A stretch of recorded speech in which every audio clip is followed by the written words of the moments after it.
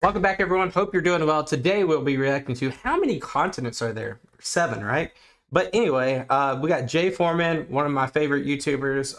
We'll be reacting to today. If you're new here, this is what we do. We learn together, and this is more of the entertaining version of the learning because we got Jay right here. And this is I forget his partner's name right here, but this is Mapman. They're one of his what's it called? One of his segments that he does. Well, let's just jump right into it. But 7 continents, right? Or what is a continent? I think what we're going to do here is we're going to talk a little bit more about the continental drift, and we're going to probably speak a little bit about kind of like how that plays in part with. I don't know. That's what I think. The obvious how many continents there are and which countries belong to which ones. No, it isn't. That's right. That's why we're doing an episode about it. Welcome to Map Men. We're the men. And here's the map.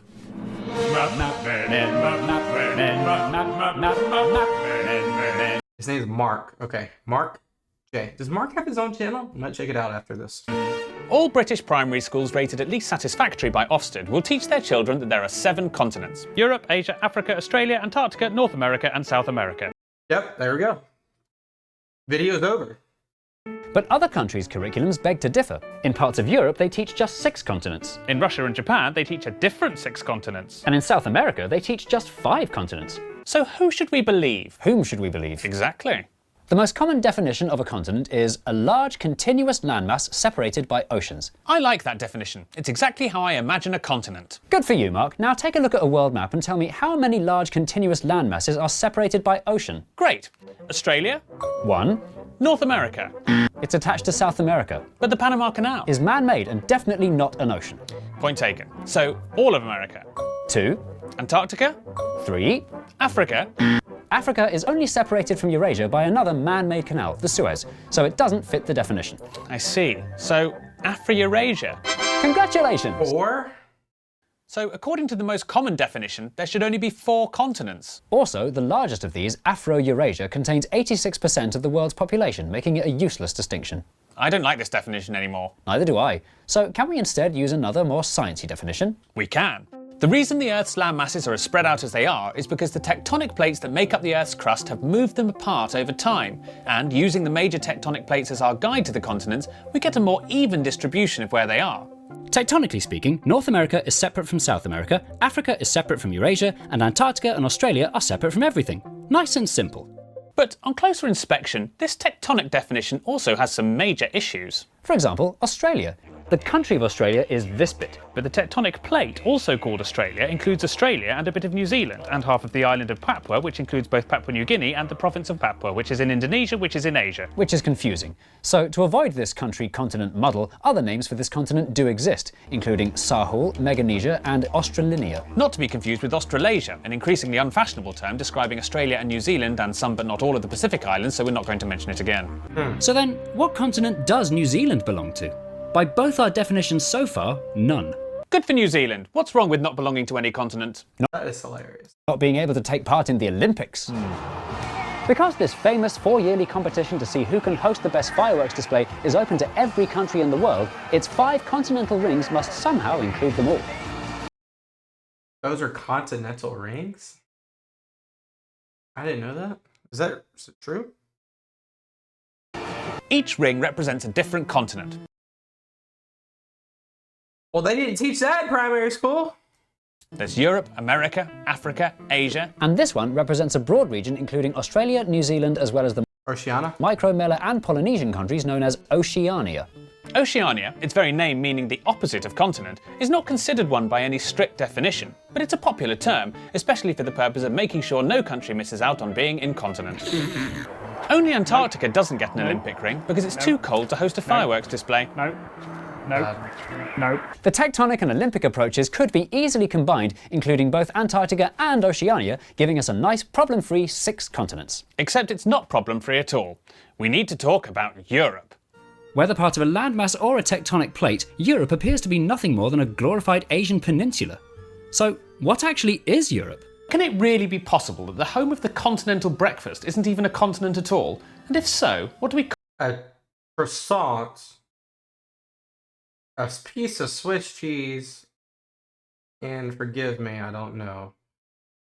What is the third thing? I'm sorry. People are yelling at me right now. Either that I paused or that I don't know what the heck that is.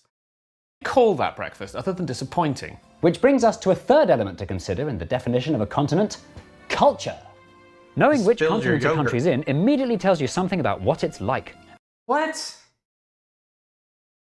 And because Norway has more in common with Sweden when it comes to language, religion, ethnicity and favourite cutlery than it does with, say, Vietnam, a line is helpfully drawn here, breaking Eurasia up into 2 bits. But complicated culture can't be conveniently cut into clear categories. That's a tongue twister. Some countries cause tremendous headaches for this dividing line. First, Armenia, a country which, with a 95% Christian population, arguably falls in the Europe category, but geographically belongs to Asia. And speaking as someone who's a 32nd Armenian, where do you think these eyebrows come from, I can confirm I have no idea what continent it should be in. The second problem country is Turkey, which incessantly prides itself on being That's why we have the Middle East as like a buffer zone. an Asian-European hybrid. Food, Asia, trading partners, Europe, religion, Asia, writing system. Europe. This leaves the dividing line with no option but to split Turkey's largest city, Istanbul, straight down the middle, misleadingly suggesting that the populations either side of the Straits of Bosphorus are somehow totally different from one another.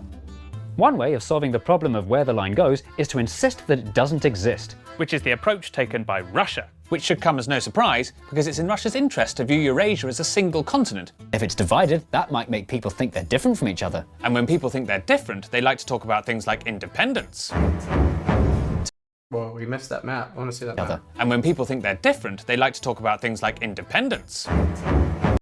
And like, if we take like a dive back, I mean, Russia is a very new concept, right? I know, like, it basically began in like the 850s, the 950s, somewhere in that zone, where you have, was it Novgorod or something in that status, and the Principality of Moscow or something like Moscow or something like that, and that was on the western side. But on the eastern side, you had like the Sami people. You had the Sami people were a little bit more north, but you had like these like very tribalistic peoples on the right hand side. So technically, it has been separate over the history of time. Just very interesting, you know. To make matters messier, some European countries have significant territories in other continents. The largest part of Denmark is officially in North America. Yep, Greenland. And France, with dozens of overseas territories, has You have, yeah, France. Let me see if this is 100% just selfish. I'm trying to figure it out. You're going to have French Guyana. You're going to have some islands in the Caribbean. You're going to have an island near Madagascar. You're going to have a couple islands near Australia. I think that's it. has put bits of Europe in Africa, Oceania, both Americas and Antarctica. Yeah. Crazy. Perhaps the best example of the difficulty of pinning down what is and isn't Europe can be found in the insufferable Eurovision Song Contest. Insufferably fabulous. In its first year, just 7 very European countries took to the stage: Belgium, France, Italy, Luxembourg, the Netherlands, Switzerland and West Germany.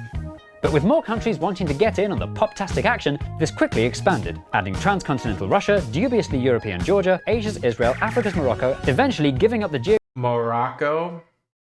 You know, that's not too far-fetched. Morocco does really have like almost like it's like a blend of, it's like Turkey. Morocco is the Turkey of Africa because it has like a blend between Spain as well as Europe. It also has like its own Middle Eastern heritage as well. Plus, Morocco is in Disney World at Epcot. geographical facade altogether with Australia's Australia. What Eurovision demonstrates quite well is that continents are all about politics. Every continent now has some form of political and economic union. There's Mercosur, the African Union, ASEAN, and of course the EU. But these organisations are rarely drawn on the same lines as the continents themselves. Despite the number of people who confused Britain leaving the EU with Britain leaving Europe, it remains something which, tectonically speaking, we can't actually have a referendum on. The underlying question in all of this is, why does it matter how many continents there are? Should we even care which one we belong to? Well, no, not really. What the continents really represent is a human desire to use broad generalisations to categorise the world into arbitrary subdivisions. So whether it's 7, 5 or even 6 continents, these subdivisions will remain as useful as they are argued about. Are you really a 32nd Armenian? Yes. Because I'm a 23rd Hawaiian. Are you really? No. that's the video. We're gonna watch the adverb. So if you wanted to just watch the video, thank you guys so much. That was an interesting one. Continents are just arbitrary in my opinion, but there are 7 of them. All right, let's watch the adverb. Hello. Bonjour. With travel restrictions coming to an end, we'll soon be allowed to go on holiday again. Les restrictions pour voyager sont bientôt terminées. Nous allons pouvoir enfin partir en vacances. So there's never been a better time So going to France? to brush up on a foreign language. Duolingo. It's gonna be bad if it's not Duolingo. Marc ne parle pas français, alors je peux dire ce que je veux. Which is why we've partnered up with Rosetta Stone Of course. to help you learn a new language anywhere, anytime, on desktop, mobile or tablet. Marc ne met pas assez d'assaisonnement And it's so funny that British people are advertising Rosetta Stone when there's Rosetta Stone in the British Museum. It's just funny. dans sa bolognaise. Instead of dull translation exercises, the Rosetta Stone approach is to fully immerse you in the language, connecting images to words and sounds like you did as a child. And by the way, I said Duolingo. I think Duolingo is probably the best. And there's no ad with me on this, but Duolingo, probably the best one out of all the language ones. Marc porte les mêmes chaussettes depuis 3 jours. This makes learning a new language easy and fun, and ultimately gets you thinking in your new language. J'ai volé tellement de Sharpie à Marc au cours des 5 dernières années. And only Rosetta Stone has True Accent, speech recognition software giving instant feedback on your pronunciation to help perfect your accent and sound like a local. The best way to enjoy Rosetta Stone is with Rosetta Stone Lifetime Unlimited. Full never-ending access to the current app in as many languages as you like, with phrase books, stories and text at every learning level for the rest of your life. Click the link in the description below where MapMen viewers get a very special offer on all of Rosetta Stone's subscriptions. Best of all, the Lifetime Unlimited offer for just £179 for an entire lifetime of immersing yourself in the languages you want to be great at. Et vous pouvez utiliser vos nouvelles compétences linguistiques pour en mettre plein la vue à vos amis.